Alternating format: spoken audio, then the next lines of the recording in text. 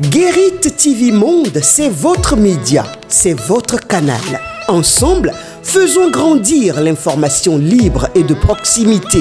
Pour vos dons, soutiens ou accompagnements, vous pouvez le faire au plus 229 01 97 26 26 71 ou plus 229 01 49 04 04 04 ou sur le compte numéro 034 880 790 002 dans les livrets de Atlantic Bank Bénin. Toutes nos gratitudes. Guérit TV Monde, le leader des Web TV. Le showroom Tunisia Benin House vous offre des matériaux de construction de marque européenne fabriqués par 15 sociétés tunisiennes. Tunisia Benin House est situé à Cotonou, Kaboma, immeuble Amani. Pour tout renseignement, contactez le plus 229 01 21 31 61 58. Avec votre showroom Tunisia Benin House, proposez et construisez la maison de vos rêves à un prix imbattable.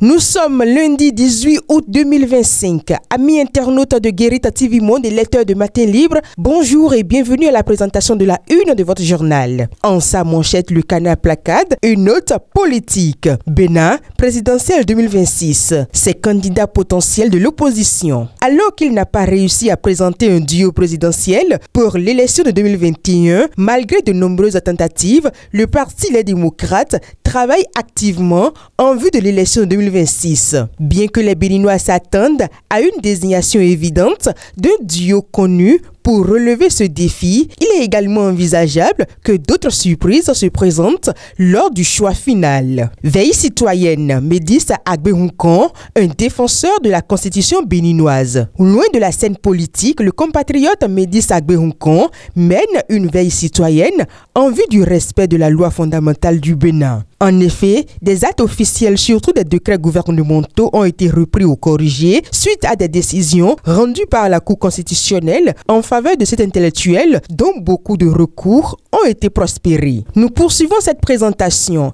Initiative au numérique. Nyungu for Peace au chevet des enfants en situation difficile. Sakete Bénin, à l'initiative de l'association Young for Peace, une trentaine d'enfants de l'orphelinat Saint-Augustin de Sakete ont bénéficié le vendredi 18 juillet 2025 d'une journée d'initiative à l'art et au numérique. Fondée par de jeunes lycéens, cette organisation œuvre à la promotion de la paix à travers des outils éducatifs innovants et des actions de solidarité. Accident mortel sur l'Est Savay-Glazoué. Un autocar bascule dans le fleuve Ouémé, des rescapés et disparus. Triste nouvelle dans le département des Collines. Un autocar malien en provenance du Togo pour Malanville a basculé dans le fleuve Ouémé dans la nuit du samedi 16 au dimanche 17 août 2025. Selon les premières informations, 9 rescapés seraient transportés d'urgence aux soins, tandis que plusieurs passagers sont toujours portés disparus. Et pour terminer, déclassement de stade par la CAF.